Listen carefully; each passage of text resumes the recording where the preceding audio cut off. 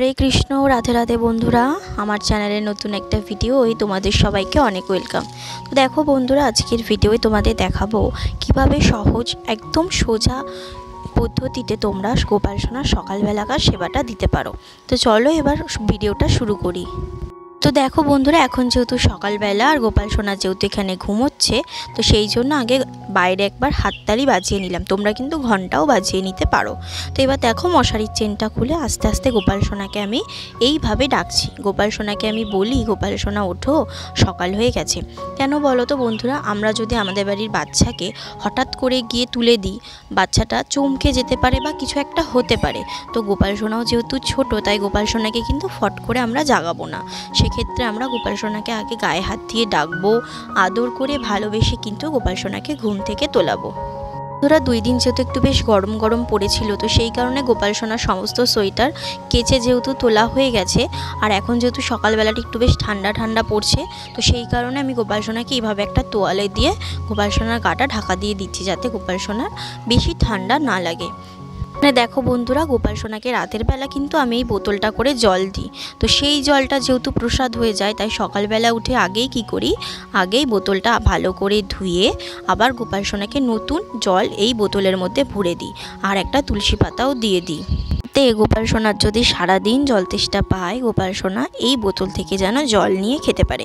তোমাদের কাছে বন্ধুরা যদি এরকম টাইপের বোতল না থেকে থাকে, তোমরা কিন্তু একটা গ্লাসের মধ্যে করেও গোপাল সোনার জন্য এরকম জল রেখে দিতে পারো। গোপাল সোনা যেহেতু ঘুম থেকে উঠেছে, তো সেই কারণে গোপাল সোনাকে এরকম একটুখানি মুখটা মুছিয়ে পরিষ্কার করে দিই। বন্ধুরা, এখন যেহেতু সকালবেলা, তাই আমি বাল্যভোগে গোপাল সোনাকে বিস্কুট দিয়েছিলাম। আমি রোজই বিস্কুটটাই দিই, যদি ড্রাই ফ্রুটস থাকে তাহলে বিস্কুটের সাথে ড্রাই ফ্রুটস দিয়ে থাকি, নয়তো খালি বিস্কুটই দিই। এবার দেখো, যেদিন যেরকম ঘরে আমার খাবার থাকে গোপাল সোনার জন্য, সেদিন সেরকমই কিন্তু গোপাল সোনাকে ভোগ আমি কিন্তু নিবেদন করি। আর অবশ্যই গোপাল সোনার ভোগে, জলে সব কিছুতেই কিন্তু তুলসী পাতা দিতে হবে, কারণ তুলসী পাতা ছাড়া কিন্তু আমাদের ছোট্ট গোপাল সোনা বা কৃষ্ণ ঠাকুর কিন্তু ভোগ গ্রহণ করে না। তো দেখো বন্ধুরা, এখানে ধূপ প্রদীপ সহযোগে আমি গোপাল সোনাকার সকালবেলাকার আরতিটা সেরে নিচ্ছি। আর গোপাল সোনাকে আমি সকালবেলায় কিন্তু কর্পূর দিয়ে আরতি করে থাকি। তোমরা চাইলে সকালবেলা কর্পূর দিয়ে আরতি করতে পারো, না হলে কিন্তু সন্ধ্যের টাইমটাই কর্পূরের আরতি করো। যেহেতু কাল বা সন্ধ্যে যে কোনো একটা টাইম কিন্তু বন্ধুরা তোমরা গোপাল সোনাকে কর্পূর দিয়ে আরতি করো। এতে দেখবে বাড়ির যে নেগেটিভিটি আছে সেগুলোও কিন্তু অনেকটা পরিমাণে দূর হয়ে যায়। তো আরতি করার যে এই ভিডিওটা, সেটা কিন্তু আমি একটু ফাস্ট ফরওয়ার্ড করে দিয়েছি, নয়তো ভিডিওটা অনেক বড় হয়ে যেত, আর তোমরা কিন্তু বেশি বড় ভিডিও কিন্তু তোমরা দেখতে চাও না। তো সেই কারণে ভিডিওর কিছু কিছু অংশ একটু ফাস্ট ফরওয়ার্ড করে দিয়েছি। তো এখানে দেখো, হরে কৃষ্ণ মহামন্ত্র পাঠ বলে গোপাল সোনার ভোগটা এখানে নিবেদন করে দিলাম। আর গোপাল সোনার হাতের বাঁশিটা আমি সরিয়ে রেখে কিছুক্ষণ বাইরে চলে যাব, যাতে গোপাল সোনা তার ভোগটা গ্রহণ করে নিতে পারে। দেখো বন্ধুরা, গোপাল সোনা কিন্তু এখন তার ভোগটা গ্রহণ করে নিয়েছে।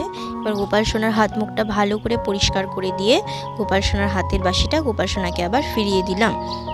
এবার গোপাল সোনাকে আমি বলবো, গোপাল সোনা তুমি এখন খেলা করে নাও, আমি আমার সমস্ত কাজ সেরে আবার তোমার কাছে খুব তাড়াতাড়ি ফিরে আসবো। তো বন্ধুরা, আজকের ভিডিওটা তবে এটুকুই থাক। ভিডিওটা কেমন লাগলো অবশ্যই কমেন্ট বক্সে জানাতে ভুলো না। ভালো লাগলে চ্যানেলটা সাবস্ক্রাইব করে পাশে থেকো। দেখা হচ্ছে তোমাদের সাথে পরের দিন গোপাল সোনার আরেকটা নতুন ভিডিও নিয়ে। রাধে রাধে।